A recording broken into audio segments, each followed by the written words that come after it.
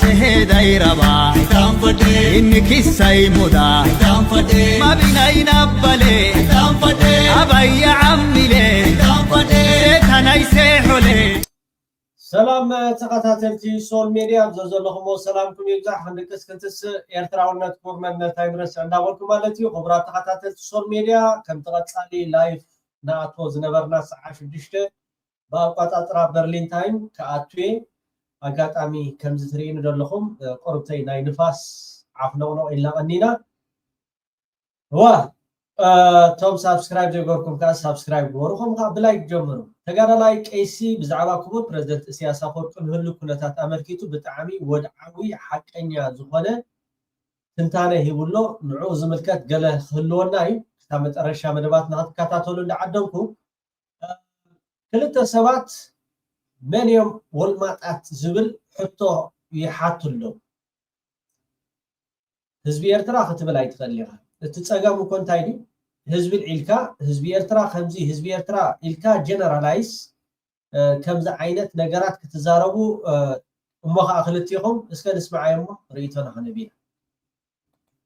سان حتى نزناتنا ني ارترايانسي والمطمط اللي يخبحال ويسي صبغ نجر سለ ندلي حق عايشه بزنايت مالنا يشو سبيرسي دارغا كل هزبي ارترا تخاتاتير وي تبلناس زبل ايكون اندرديهم حجي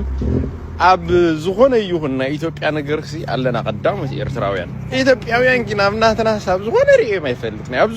ዝሆነ ነገር ወላ ሓደ ጥር ዝብልክ አምኔ ሓገዝ እንደህሪልካ ሐጂ ዘም ኢትዮጵያውያን ኤርትራውያን ሕዋተይ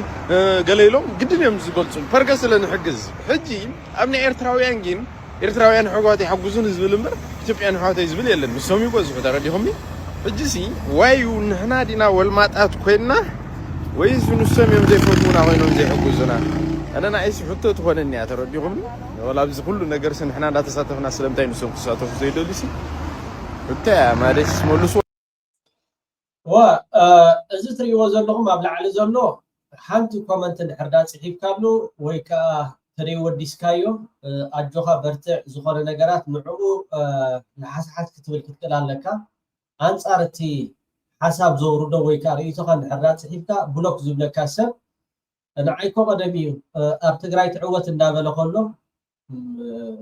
نحنا تقارينا نحنا تزاربت تقرينينا قال اندابله مالتي خمس ريو زلهم ازل تحت زلخا يوتيوب نيرو تزي تقاقي حجي طفف يلو ايرتراو خوين قامت ايرتراو خوين ماتي هو ماني والمات اني خلتيهم هو لامت انتهم والماتات مالك ايرترا وخينو بزعبا ايرترا اب صبغ يقول ام مكرا بحسم تطو زبل ايرترا وخينو نسل ايرترا ايثيوبيا وخينها نسل ايثيوبيا تግራዋይ ኮይንها نسل ትግራይ ዳምበር ትግራይ ኮይኑ نسل ايرترا ቀዳምነ ድሰርዕ ንትግራይ ገዲፉ ስኻትኩም ግን ንኤርትራ ገዲፍኩም ቀዳማይ ንትግራይ ተሰርዑ ዝነበርኩም ሰባት ክልቲኹም ማለት ሕጂ ماني والمات زبلكا خلتيهم هو الماتات كلتيهم كبلوك سلازبولكم ني اغاطام كتزور مسراقواس ايرتراوያን كا بفلادي بزي فلاتس مرسختوم ري ማለት مرسختومس تغريمه ማለት وا زياتم كو ممهاران يمير ممهاران ناي كمزي تريو دلهم كيدوم بقى اد تግራይ ጻዕዳ ክዳን ክትክደን ኣለዋ اد ኤርትራ ጸሊም ክዳን ክትክደን ኣለዋ ዝብሉ ዝውዕሉ ዝነበሩ እነ ህዝብ ትግራይ ገንዘብ ነዋጽን ኤርትራ አይትስዶዱ እንዳበሉ ለይትን ማዓት እንደዛረቡ ዝነበሩ ሰባት ሕጂ ከመይ ገይሮም የመጽምስ ነቲ ኤርትራው ስነ ልቦና ወይ ካን ህዝብ ኤርትራስ ኩምሮዎ ማለት ካለ እዚ ኣብ ኢትዮጵያ መጽ ዝቀንየስ ተዓዚበኻ ኣብ ኤርትራስ እንታይ ኮይን እንደይመጽ ኤርትራ ኦርጋኒክ ኢትዮጵያ ግን ናይ ሓሶት ዓዲ ስለዚህ ኣብ ኢትዮጵያ መጽ ተዘናግዑ ገለኸይ ኢትዮጵያ መኾም ደ ኢትዮጵያ ስኮም እዲያ ኢትዮጵያ ኮ ስርዓት ብልጽግና ካብ አዲስ አበባ 50 ኪሎ ሜትር 70 ኪሎ ሜትር ክንቀሳቀስ ኣብ ዘይኩለሉ ደረጃ በጽሑ ነታ አዲስ አበባ ጥራሕ ይዘምሓድር ደሎ ኣብ ኤርትራ ከመ ዲ ደሎ ኣይኮነን ኤርትራ ካብን ናብን ዞባታት ከም ድልያትካ ክትንቀሳቀስ ትኽእል ብጸልማት ኣብ ከተማ ይኹን ኣብ ገጠር ትንቀሳቀስ ኣብ ኢትዮጵያ ኣብ ተንክልላት ከመ ዲ ደሎ ኣብ ኤርትራ ኩናት ኣሎ ውሽጣዊ ኩናት ኣሎ የለን ኣብ ኢትዮጵያ ግን ውሽጣዊ ኩናት ኣዲ ትቁፀሩ ሽፍትነት ብዙሕ ምቕታል ብዙሕ ሬፕ ብዙሕ ውግእ ወረውግእ ብዙሕ እዚ ካብ ትቆፅሮ ይትኽእል ኢኻ ዓጢቆም ዘለዉ ዝተፈላለየ ብብሔር ብሃይማኖት ክሳብ ግብረ ሽበራ ኣብ ዝሓለፈ እዋን ስደደልና በሉ ንክሰደልኩም ኣብ ኢትዮጵያ ተሰጥኖም ዘላ ግብረ ሽበራ ናይ ኢማራት ዓረብ ስለዚ ኤርትራን ኢትዮጵያን ሰማይ ምድርን ኤርትራ መንግስተ ሰማያት እዩ ኣብዚ ሕጂ እዋን ከዓ ኢትዮጵያ ከዓ ሲኦል እዩ ወይስ በታ ኣዲስ ኣበባ ጥራይኩም ትልክዑዋ በቲ ፅርግያ በቲ ልቸ መብራህቲ ገለኹም ዲኹም ትልክዑ ዘለኹም እቲ ካልእ ህዝቢ ኢትዮጵያ ኸ ህዝቢ ይኮነን ኣብዚ ቪድዮ ከሪአኩም ስለ ዘይደለኹ እየ ክሶስ እንኳዕ ኤርትራ ይመፅእ ኤርትራ ደትመፅእ ስንታይ ምስ በለ እወ ስለምንታይ ኣብ ክልል ኣምሓራ ደዩ ዝርዎ ስለምንታይ ኣብ ክልል ትግራይ ደዩ ዝርዎ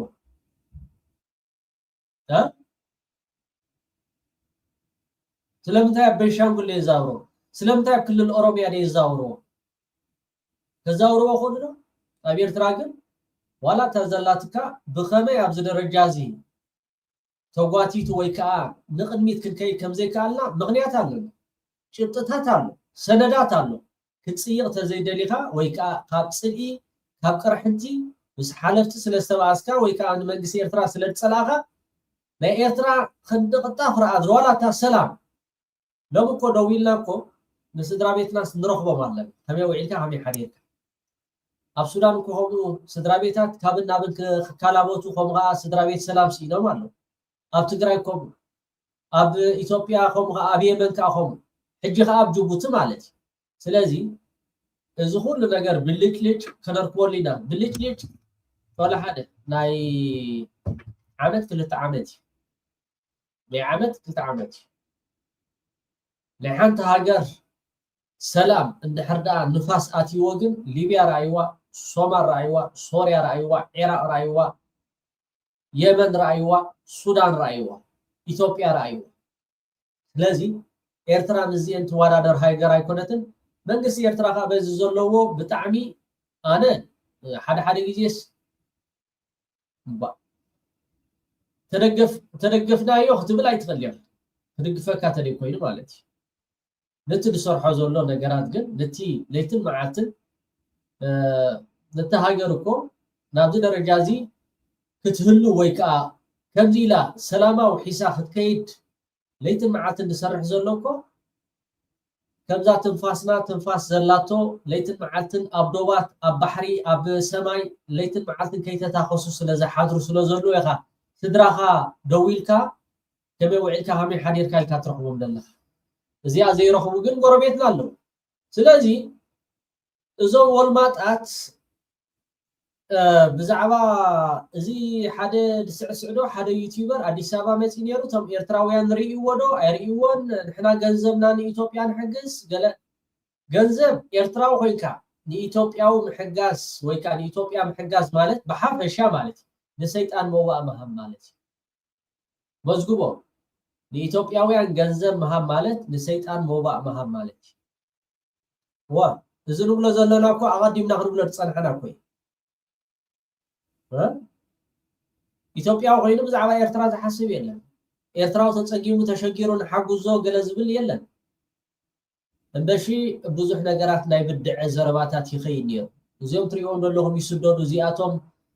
ወዲ ዓከር በሊዖም እዚኣቶም ሰላም ዘይብሎም ጥምያዶ ገለገለ ብዙሕ ነገራት ተባሂሉ ማለት ኩሉ ግዜ ከዓ ዛስዋይና ንሕና ከም ኤርትራውያን ዘይንብዳዕ ዝኾነ ብየመን ክስደዱ ከለዉ ብኬንያ ክስደዱ ከለዉ ኣብ ዝተፈላለየ ኣብ ሊብያ ከጋጥሞም ከሎ ብጣዕሚ ተሓዝን ስለምንታይ ኩሉ ግዜ እግዚኣብሄር ሰማዒ ሓደ ግዜ ይድንጉ ይኸውን ግን ናይ ኢድካ ይህበካ እዚ ኩሉ ሕጂ ኣብ በዓል ኢትዮጵያ ድዘርእዎ ዘርእዮም ዝዓፅዱ ዘሎ ድዘርእዎ ዘርእዮም ዝዓፅዱ ዘሎ እሞ መን ወልማጥ እንዲኻ ኢልካ ክልቲኢኹም ኢኹም ወልማጣት ክልቲኢኹም ኢኹም ወልማጣት ትፈልጥዎም ኢኹም ምሽ ሃራይ ብጣዕሚ ናብ ዝኸብለኩም ኢትዮጵያን ኣብቲ ቀርኒ ኣፍሪካ ናይ ወተሃደራዊ ቦታ እዚ ትሪእዎ ዘለኹም ማለት እዩ ካብቶም ደንበዕነ ኮይኑ ማለት እዩ ተጋዳላይ ቀይሲ ኣብ የመን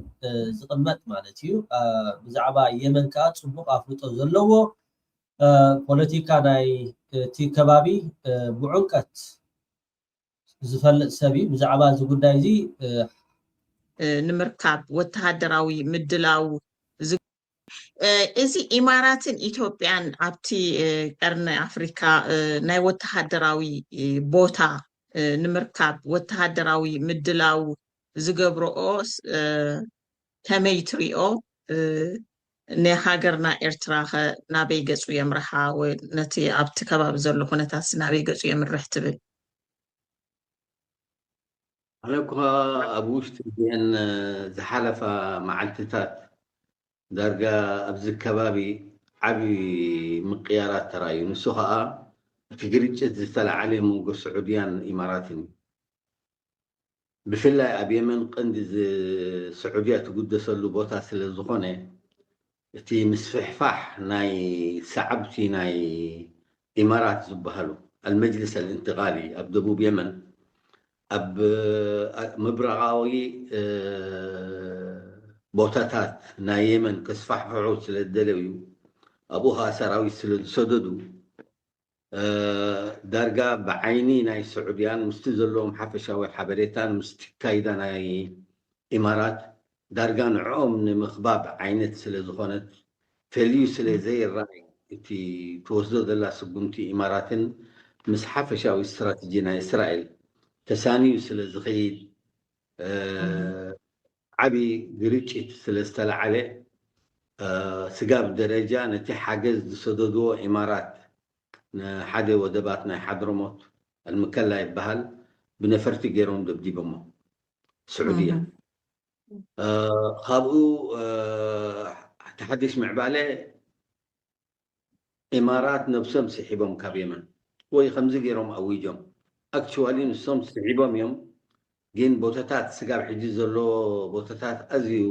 ተኣፋፊ እቲ ኤንዴሰታት ኣብ ቀይሕ ባሕሪ እዮም ዝቑር ሓንሽ ከምኡውን ደሴት ኣላ ሽመረ ስዕያ ኣብቲ ምእተዊ ናይ ባብል መንደብ ሓንቲ ዓባይ ፍልይቲ ዝኾነት ደሴት ከዓ ኣብ ኢንዲያን ኦሽን ዘላ ስቆጥራ ትበሃል ዳርጋ 100 ካብ 100 ንሶም እዮም ወኒኖማ ነይሮም سعودية سراويتا سديدا نابو بحفل شو وصولة عينتي إذا دو تأكب إمارات إذا تأكبن انت عينت من ستر زي أبدا مثل زولون تاشمو يخر رأيك قال جن بقللوا بوتاتات هاي مثلا سلازي نتحفشاوي دولو بلوتكاوي جيو بلوتكاوي خونتات ناي قرن أفريكان ناي يمنن دارجا بزح مقيارات تراي تي از الدليل از نبره سياس افريقي خوينات اللغه هو كبور بريزيدنت سياس افريقي تا زدليا زنبرت خوينات تا زدليا زنبرت خوينات وكبل كله حسب لو سميرلو سويل كاز مصاي كونه سويل كاز مصاي كونه تا زدليا حسب لو سميرات لو بلالو انت تا حسب لو ناي قرن أفريكان ناي يمنن دارجا بزح مقيارات تراي تي از الدليل از نبره سياس افريقي خوينات اللغه اديوس صلوت تقبروا لي عملت مخنيات نسوس دليل زنبره نجرات خمي غير كان سعوديه مش كل حيله اديو صلوت تقبروا لي مثلني بلالو حزب ኤርትራ بمر صلوت يقبروا هو ጸሎት ነፍሱ ዝኻለ ፓወሪ ቀዳማይ ጸሎት ይስራዕ ካልኣይ ከዓ እግዚአብሔር ህበኒ ወይ ከዓ ዝኾነ ነገራት ክገብረለ ኢልካ ጸሎት ጥራሕ ጌርካውን ትድቅስ ማለት ኣይኮነን ነቲ ዝሃበካ ጸጋ ናይ ተሓሳስባ ንኽትሓስብ ካብ እንስሳ ዝፈልካውን እሱ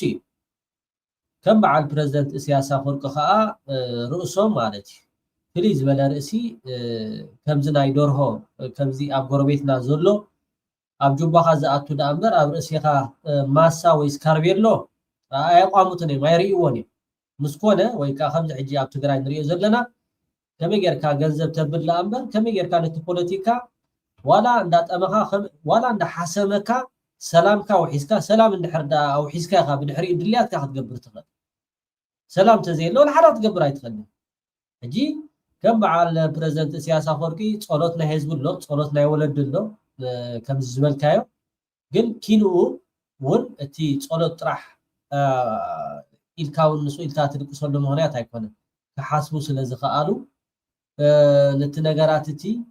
كغانازو سلازي خالو بوليتيكاني عالم أداقيقهم سلازي فولتو نزي نقرات زخاء عدلنياتات يوم و عدلنياتات صلوت تقبروا لي عملتي مخنياتو نسوز دليو زنبر نقرات خميجر كان سعودية مس كل حيلان مستزلوا خبدتن كم تأتوا في اريا نتيزلو أكايدانا إمارات مسؤول أساسيرونا إثيوبيا معجتين وخوخون بلاس نتي نفسو حسيبو دلو بروجكت سنا سياسة بسودان نعون متكبر دارجا متشو يروح بهالكال إزي نجر إزي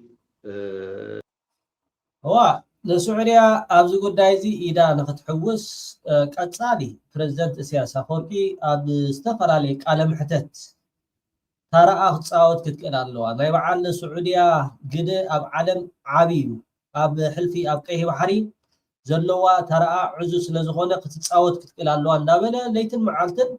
نقبس يخون كمون سعود عرب كاتسالي قن تسمعوه أي كانون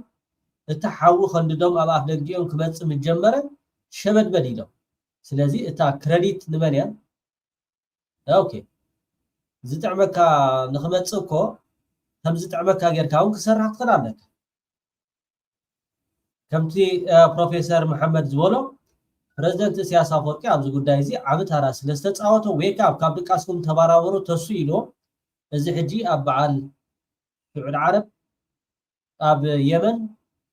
كمون أبع السودان زرق زلو وصيت ناتي يخبل تزاريو جن صبغ هاجريسكا ثانك يو معجتين وخوخون بلاس نتي نفسو حسيبو دلو بروجكت سنا سياسة بسودان نعون متكبر دارجا متشو يروح بهالكال إزي نجر إزي دنب تقامس كستبهلولوس كتكرلو زلو قداي خوين يسمعني سو حافشاوي مقيارات ولا إثيوبيا بزعبات إيه بحري عصب دو قلمتا أنا كل جزء دم سوا درجة سحبهم ما لو بزنا مدته كم عينة الزرار درجة فوق يسوق بالكال جينت علامة صاروا بحجة هنرينا أنت عينة معبادات حزي حدش هنتات تفكروا أوه تنا إثيوبيا كان تي ليتن معاتن ووز يوم زقعروا زفكروا زنوروا روتيتي تون ويكاتي كان تي كنيت زحيلو له إذا أنت يزمصي كم بعد سعود عرب إذا سلز حوسة أتا إذا إتيا خت حماز وزصنحت إمارات عرب أبت خباب رسم سلزلا زي سياس مرقيو سياس هو تفكر بالمندب حنت عباي فليتي زغنت ديست كا بانديان اوشن زلا سقطرة تبهال درجة 100 نسوم يوني نوما نيروم سعودية سراويتا سديدان أبو بحفل شو وصولة عينتي إذا دو تأكب إمارات إذا يتأكبن انت عينت من ستر زي أبدا مثل زولون تاشمون يخل رأيك قال جن بقللوا بوتاتات هاي مثلا سلازي نتحفشاوي دولو بلوتيكاوي جيو بلوتيكاوي خونتات ناي قرن أفريكان ناي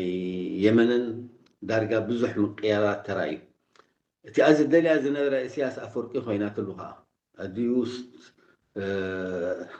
صلوت تقبروا لي عملتي مخنياتو نسوز دليو زنبر نقرات خميجر كان سعودية مس كل حيلان مستزلوا خبدتن كم تأتوا في اريا نتيزلو أكايدانا إمارات مسؤول أساسيرونا إثيوبيا معجتين وخوخون بلاس نتي نفسو حسيبو دلو بروجكت سنا سياسة بسودان نعون متكبر دارجا متشو يروح بهالكال إزي نجر إزي دنب تقامس كستبهلولوس كتكرلو زلو قداي خوين يسمعني سو حافشاوي مقيارات ولا إثيوبيا بزعبات إيه بحري عصب دو قلمتا يقالنا كل جزء دم صوا درجة سحبوا ما لو بزنا مدته كم عينة الزرارة درجة فوقيسو بالك قال جين علامة صار እዚያ አጋጣሚ ለሞላው ኢትዮጵያኖች መቀነታችሁን አስራችሁ ሀገራችን ወደ አዲስ ጉዞ እየሄደች ነው ያለችው ያቺ ደግሞ ከሩቅ ገንዘብ ምትል እኛን አዋርዳ ዋና ከተማችን ገስታ መሬታችን ገስታ በሀገራችን በባሪያነት እንድኖር የምትፈልገው ቀኝ እጇ ተቆርጧል ሰሞኑን ደግሞ በሚቀጥለው እግሯም ሊቆረጥ ይችላል ካሁን ወደ እኛ ቀጠና ላይ እና ቀይ ባህር ላይ ምንም የምታደርገው ነገር የለም ይሄ ሁሉ የተቀነባበረ ነው አየህ የሚገርም ይሄን ሁሉ ስታደርግ ግብጽንም ከበባው ስታስገባ ሱዳንንም እንደዛ ስታደርግ የግብጽም ሆነ የሳውዲ አመራሮች ተኝተው ነበር የሚገርመው ነገሩን ገብቷቸው በጣም በጥናት እንትን ያሉ የኤርትራ ፕሬዝዳንት ነበሩ ፕሬዝዳንት ኢሳያስ መጨረሻ ላይ ሄዶ እሳቸው ለግብጽም ለሳውዲዎቹ ተኝታቸዋል ከበባ ላይ ነው ያላችሁ ቀጠናው አደገና ላይ ነው ያለው ብሎ ካስረዳቸው በኋላ በሳምንቱ ነው የኢሚሬት የሳውዲ አረቢያ ጦር ኤርፎርስ እና ምናምን የኢሚሬትን እጅ ቆረጠው ስለዚህ ኢሚሬት ካሁን ወዲያ ቀይ ባህር ላይ ማትመጣም ቀስ ብሎ ደግሞ ነው የምመኘው ወንድሞቻችን ሶማሌዎች ተባብሮ ከዛ ካባረሯት እንደተለመደው በሰፈራው ዛው ትቆያለች ይችላልው ደም በተቃውሞ እሲያሲን በሪጽና ደም በተቃውሞ ቁልቁል አፍካ ተደፋ ወይ አይትዕወቱን ይኹም ከዓ ማማ ጉዓይት ብንየራ ቦልኒ እንጡህ በለይ ዘይትዕወቱ ኮለል ክትብሉ ክትነብሩኹም 2026 ክትውዳእያ ተጸኒሕና 27 ክትውዳእያ በከተምጽኡ ነገር ይብልኩም ኩልኩም ሞሽኳታት ሓሰውቲ መዳናገርቲ ስለዝኾንኩም ወይ አይትዕወቱን ይኹም አይትዕወቱን ይኹም አይትኸውንን ያ በሪጽና እሲያሲን በሪጽና ደም በተቃውሞ ቁልቁል አፍካ ተደፋ ወይ አይትዕወቱን ይኹም ከዓ ማማ ጉዓይት ብንየራ ቦልኒ እንጡህ በለይ ዘይትዕወቱ ኮለል ክትብሉ ክትነብሩ ኢኹም 2026 ክትውዳእያ ተጸኒሕና 27 ክትውዳእያ በከተምጽኡ ነገር ይብልኩም ኩልኩም ሞሽኳታት ሓሰውቲ መዳናገርቲ ስለዝኾንኩም ወይ አይትዕወቱን ይኹም አይትዕወ ተራይ ነበርኩን እንዴ ግን ውጭው ዘመቻ ናዓስ ከዚ አስኻ ጥራይኻ ክትገብራ ትኽእል ክዛረባ ከለዋ ጥራይ ሰሰሚዕካ እንታይ ብላ ከም ዘለዋ ጥራይ ንገረና በስ እቲ ካልእ ኮዳት ገለመለ ግደፎ ገለ ይብለኒ ማለት ብከምዚኣ ናይ ሓፂር እዋን ኦፕሬተር ተቐይረ ናይ ውጭ ኦፕሬተር ተቐይሩ ገለ ይብሉን ነይሮም ንሓፃር እዋን እያ ክልተ መዓልተን ገለ ክሳዕ ኸረ ነፃ ትወፅእ ማለት እዩ ሳኻ ምሳይ ክትዋዕዋዕ ክትብል እያ ታሬድዮ ሕጂ أنا خا تمحرني أنا سوي كا شقي كودا ينبرني كل نجار نير أبز زل خمس بلا أب حرر زل خمس بلا أب قادين زل خمس وع راح زولني من يوم أنا نوتش عندي إكسايز قبر ودلوس نيرو ودلوس هنا أبتحيلات من سايز نواري قدام تغلى لبس بريغادر جنرال تغلى لبس وتشو محمد شريف كا عزاز بريغاد يو تكي نقاش كا كوميسار ناي بوليتيكال كوميشنر ناي وجو ማለት ምክትሉ ማለት ነው ኮሚሽነር እዚያው ሚና ሐጂ በዚህ መገድ ስማራዝ ነበረት ሞት አለቃ ዲያሽ አለቃ ንበይና ያነ ረሃብቶም ካሎት ኩሎም ማዕዘምዘምት እዮም ነይሮም ጎይታ ሰራዊት ያድመና አለው በጃኹም መሉልና ከምዘም ዘም እሳ ግን አጃኹም ጎይታ አነ ዕርዲያ ጽኒዕ ኣለኹ ገለ አትብል ነይራ ተረዳኸኒ ሕጂ ንውጭ አንተ በዚያ ዘላ ሻው አይስ ከምዚ አትብላላ ገለ ብሎምሽ አንተ አነ ዝነፈይ አዚአሲ ጽላ እንደሞ ኮይና ገለ ብለን ነይሩ አሞዳታ ግን ምሳጀሞም ተንቡ ነበሩ ሰኻ ካኸም ህዝባ አነ ሰራዊት ከምዚ ኮይንና ሓድማለኹ ገለ በለም ወይ ውጭ ታሰባይ ታድማላ ናዓስማ ሓያ ገለ እክብ ምስበልና ቦምባጥ من هرب ناي تشانس حتى ايش ود نغاش كوميسار سوا زماش اغرو زي غوصو زي تريال خاسي زي جيرلاد ناي بومبايو اتي محمد شريف سافوكيت تطرح وينو رأينا كل مسألة غيرهم كم زخبار الخلو وجن ودلوسن وجهما نبينا خنو جزنيرنا نختمه كرم بقى نمودات هاجم نقبر نتنا يبلوكو سمراينا نصبنيرنا دق امحرخه كلتي نانصبنيرنا دق امحره سغنيته اوريدي وጪ አንደ دق امحرن اذا بلوكو سمراخه كلهم كوماند شابا ينير اجي شاع دحرتي اتاشو بومبا سنت خيلهم كتما خفو كتما اتيو نحنا خا صيرومنا سواء تسوخه تقدير ማለት ذاتا ፍጻሜ ፈቅዶለት ኢሳያስን የሚገዳደር ቡድን እየፈጠረ ነው የሚገኘውና ይሄ አንዱን ለመውጋት ሌሎችን የሚደግፉበትን ጉዳይ እንዴት ነው የሚመለከቱት? ይሄ ነገርስ አለ ወይ ብለው ያምናሉ ወይ? በተለይ በኢትዮጵያ በኩል በግልጽ የሚታወቅ ነው። ይሄንን ነገር በግልጽ ድርጅቶቹም ብርጌና ሐማዶ የሚባሉት ሰው አድርጎ መልቀሰቱ ለሚዲያዎች ኢንተርቪው እየሰጠ ጭምር ነው የሚገልጸውና ቴንክ ዩ ፕሮፌሰር እስቄል በዝጋጣሚ ስለቲ ሐቀኛ ሆምሃቲ ጋዜጠኛው ብርጌና ሐማዶ በዛሐለፍ እዋን ኤርትራ በመገደ መቀለ ጌራ አጽዋር ተምሐላልፍ አላዶ ገለ ዝብሃል ነገራት ብዛዕባቲ ብልጽግና ዝገብሮ ዘሎ ብምርዳ ጋት ሌሎችን የሚደግፉበትን ጉዳይ እንዴት ነው የሚመለከቱት? ይሄ ነገርስ አለ ወይ ብለው ያምናሉ ወይ? በተለይ በኢትዮጵያ በኩል በግልጽ የሚታወቅ ነው። ይሄንን ነገር በግልጽ ድርጅቶቹም ብርጌና ሐማዶ የሚባሉት ሰው አድርጎ መልቀሰቱ ለሚዲያዎች ኢንተርቪው እየሰጠ ጭምር ነው የሚገልጸውና በኤርትራ በኩል ግን ኤርትራ ተደግፋቸዋለች የሚባሉ አካላትም ኤርትራ ተደግፈናለች አዎ አላሉም ወይ ደግሞ ኤርትራ አዎ እነዚህ አካላት ደግፋቸዋለሁ ብላ አትናገር። እነዚህ ነገሮች እንዴት ይመለከቷቸውና ይሄስ ወዴት ነው የሚያመራው ፕሮፌሰር? ያ የዲፕሎማሲ ስራዎችን ረከርዱን ይው በዚህ በኩል ከኤርትራም ጋራ የተጣላው ብልጽግና ነው። አሁን ከጅቡቲ ጋርም የተጣላው በዚህ የአፋር ትራያንግል የሚባለውን አፋርን አሰብ የአፋር ነው የሚለውን ትርክት ጀምሮ የኩሽ ነው የኩሽ ህዝብ ቴሪቶሪ እስከ ቀይ ባህር ነው የሚሄደው የሚለው የኢትዮጵያ መንግስት ነው። በዚህ ምክንያት ጅቡቲን አስቀይሟል። ከሶማሌላንድ ጋር ባደረገው ግንኙነት ከሶማሌ ጋር አጣልቶናል። ከሱዳን ጋር በሱዳን ላይ ያደረገው ወደኛ ያለው ሱዳን ጋር አገራችን ቅርብ ያለው ሱዳን ላይ ያደረገው በሄሜቲ በኩል ያደረገው ድጋፍ የዩኤኢ ድጋፍ ነው ከሱዳን ጋር ጠላትነት ውስጥ እንድንገባ ያደረጋል። ይህ ሁሉ ሲፈተፍት ከርመው አካባቢው ያሉትን አገሮችን በሙሉ የኢትዮጵያ ጠላት አድርጎ ሲያበቃ ትግራይን ደግሞ ለ836 ቀናት ጠቅላላ ትግራይ ላይ ሲጅ አድርጎ ሲያበቃ የትግራይ ሰዎች ከኤርትራ በኩል በሞዳ በኩል ካሉት ጋር ስለተገናኙ ክልክል ነው የሚለው ለዛ የሚበቃ ሞራል የላቸውም። መከልከል አለብን ለሚለው ለዛ የሚበቃ ሞራል እንኳን የላቸውም። እነሱ ራሳቸው ይሄንን ሲያደርጉ የነበረው ይሄንን ሲፈተፍቱ የነበሩትና ኢትዮጵያን ከሁሉ ጋራ ጠላት ያደረጉት ስለሌላ ደግሞ መነጋገርም አይችሉም። ደግ አደረጉ። ተገናኝተው ቢሆኑም የትግራይ ሰዎች ተገናኝተው ከሆነም ደግ አደረጉ ነው የሚለው እና ታፍነው እንደገና ሲጅ ውስጥ ይግቡ እንደገና ከበባው ይፈጸምባቸው ጄኖሳይዱ ይፈጸምባቸው። ከአማራ ጋርም ያደረጉት ግንኙነት ትክክል ነው። ከአፋርም ጋር ያደርጉት ዞሮ ደግሞ ከኤርትራ በኩል ካሉትም ያደረጉት ትክክል ነው። ልክ ነው። ማድረግ አለባቸው። እንደገና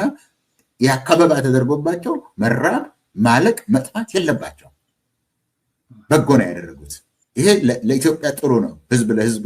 መገናኘቱ ጥሩ ነው የሚሆነው። የተቸገረ ሰው ደግሞ ህይወቱን ለማትረፍ የማያደርገው ነገር የለም። አድርገውት ከሆነ ነው አድርገውት ከሆነ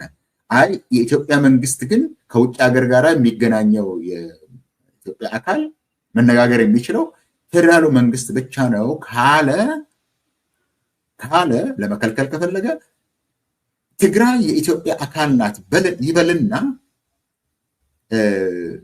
በአስመራ በኤርትራ በኩል ያለውን ድንበር ለመጠበቅ ወታደርን ያስፈር። ወታደርን ለመጠበቅ ኢትዮጵያውያንን ለመጠበቅ ኢትዮጵያን ዳር ድንበርና ሉዓላዊነት ለመጠበቅ ያስፈር። ያንን ካደረገ በኋላ ሀገሪቱን ዳር ድንበሯን ከጠበቀ ዋናው ስራውን ከሰራ በኋላ ለመገናኘት አትችሉም ብሎ ይናገር። አሁን ግን የኢትዮጵያ ሉዓላዊነት እንኳን ሳያስጠብቅ ዳር ድንበሩን ሳያስጠብቅ ይሄን አደረጋችሁ ያን አደረጋችሁ ምን ሰርቶ ነው እና ማለቅ አለብህ፣ መጥፋት አለብህ። ወደ ጎረቤት ሀገር እንሰደድ የለም እንደ ሀገር ቤት ውስጥ እንቸገር ስደት የለም እንደ ወደ ጎረቤት ሀገር እና ግንኙነት አይደለም የሚባለው እሱ ግንኙነት አይደለም። የኛ ህዝብ ወደ ኬንያ ቢሄድ ወደ ሶማሊያ ቢሄድ ስለዚህ ለዛ የሚበቃ ሞራል የላቸውም። ይሄንን ለመናገር የሚበቃ ሞራል የላቸውም የሚል መልስ ነው ያለኝ። ጥሩ እንግዲህ ፕሮፌሰር እንደው በአጠቃላይ ሰዓት የቀለና ፕሮፌሰር ስኬል ትክክል ይቀሚጥዎ ዘሎ አበይ ሞ ተራኺቦም ደትኾኑ ሻዕቢያን ህወሓትን ስለዚ ንዓቶም ሓላል ዋላት ጋዜጠኛውን በጣዕሚ ደስ ዝብል ሕቶ እዩ። ብርጌና ሓመድ እንዳቦሉስ ኤርትራውያንን ተጋሩን ተራኺቦም ኢልካ ዝዝረብ ዘረባ አበይ ሞ ይገብርዎ ክሳብ ሕጂ ብመግለፂ ወይ ከዓ ዝኾነ ሓበሬታ ዝወፅ የለን ብመንግስቲ ኤርትራ ይኹን ብህወሓት እንተገይሮሞ ግን ፅቡቅ ስለምንታይ እቲ አብይ አሕመድ እንታይ አኺቡ ቆስሎም ተጋሩ ዝብደሎሞ የቀለና ክቡራት ተኸታተልቲ ሶል ሚድያ ደጋጊመ አዘዝ ዘለኹም ሰላምኩም ይብዛሕ ክንድቅስ ክንትስእ ኤርትራውነት ክቡር መንነት ኣይንረስዕ ኩላትኩም ከዓ ላይክ ኣይትሕመቁ ደቂ የረይ ደጋጊመ ሰላም ወሰናይ ولا زي تاع قدمي عمتن فرقان كنزارب كلنا ونزبول كواسي نو إذا بحر زبلوسي تاع مريج عيليو بروباغندا تاتاشو خونيو إلى كان يريشعو كل سبون نسام سمعن تايد الكابلا ينزي ود تكاباترو لوغا لما تبهيله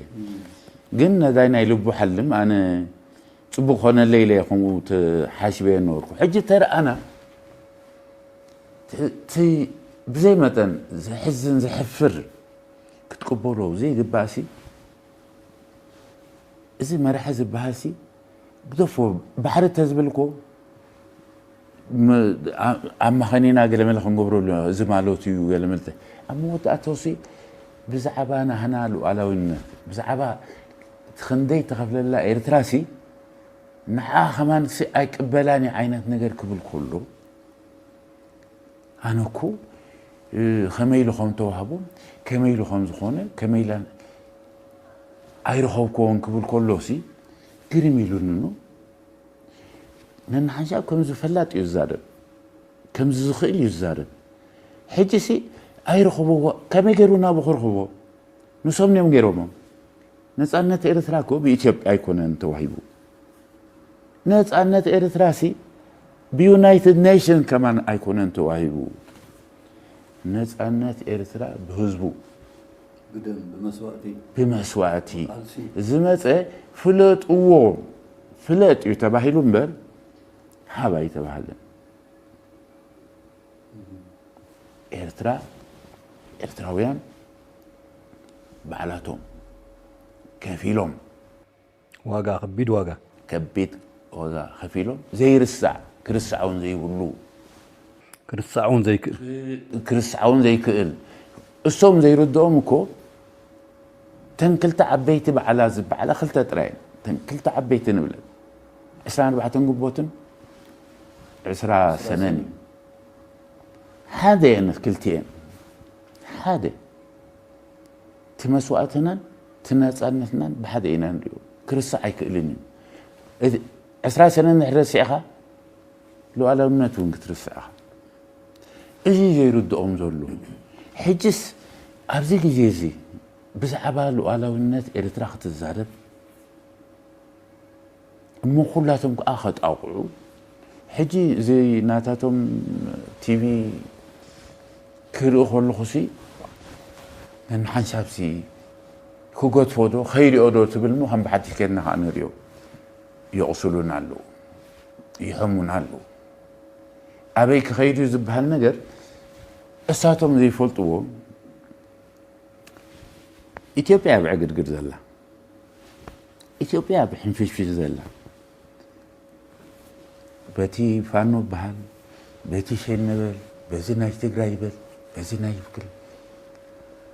አፍታሽ ኤርትራ ጸገም ይብላ ቅሳነት አለው ሉዓላዊነት አለው ክትንከፍ ዘይከአል ምንም ካ ሎ መጽባህ ዝኸውን ዘይ ይባሃሉሉ ሉዓላውነት ኤርትራ ዝትንከፍ ኣይኮን ክትንከፉን ኣይክእልን እዩ ዋላ ሶም ድለዩ ኣይድለዩ ኣብዚ ሕጂ